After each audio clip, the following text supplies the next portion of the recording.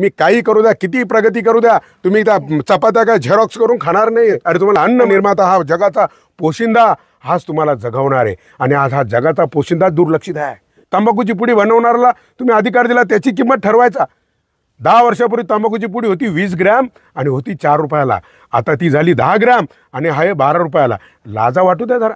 म्हणजे ती वस्तू कमी झाली आणि दाम दुप्पट. आणि माझ्या शेतकऱ्याचा टोमॅटो तुम्हाला कधी रुपया किलोनी, कांदा रुपया किलोनी, 2 रुपये किलोनी. अरे म्हणून मी सांगतो, स्वामीनाथन आयोग माझ्या शेतकऱ्यासाठी मान्य करा.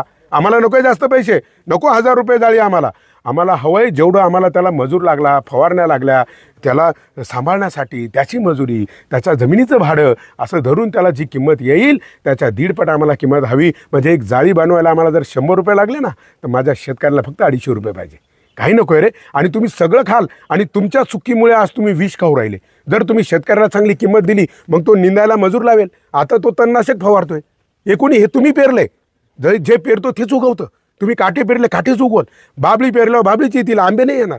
आणि जर तुम्ही आंबे पेरले ना, ह्या जगातली कोणतीच ताकद तुम्हाला आंबे खाण्यापासून रोखू शकत नाही, कारण त्याला आंबेच येतील. पण तुम्ही जे पेरताय तेच तुम्ही विष खाऊ राहिले. आणि मग आता प्रत्येक 10 लोकांमध्ये एकाला कॅन्सर आहे. तुम्ही जाऊन बघा बाहेर, भयान चित्र आहे कॅन्सर. एकदा तुम्ही फक्त कॅन्सर हॉस्पिटलमध्ये चक्कर मारा, मग तुम्हाला कळेल तुम्ही किती शेण खाऊ राहिले. शेण एक वेळ तुम्ही शेण खाल्लं नाही गाईचं, ते तुम्हाला चांगलं आरोग्य देईल. परंतु तुम्ही आता जे विष खाऊ राहिले ते भयानक आहे. म्हणून माझ्या शेतकऱ्याची अवहेलना करू नका. तुम्ही थिएटरमध्ये गेले का 80 रुपयाला समोसा, तिथं नाही तुम्ही आंदोलनं करती. हां, शेतकऱ्याचा फक्त भाजीपाला 10 रुपये जोडी म्हणलं का 5ला देतो का, 10च्या 3 देतो का, लाजा नाही वाटते तुम्हाला? हां, आणि तुम्ही तिकडे मॉलमध्ये गेल्यावर करता का रे 1 रुपया कमी, 2 रुपये कमी करता तुम्ही? हां.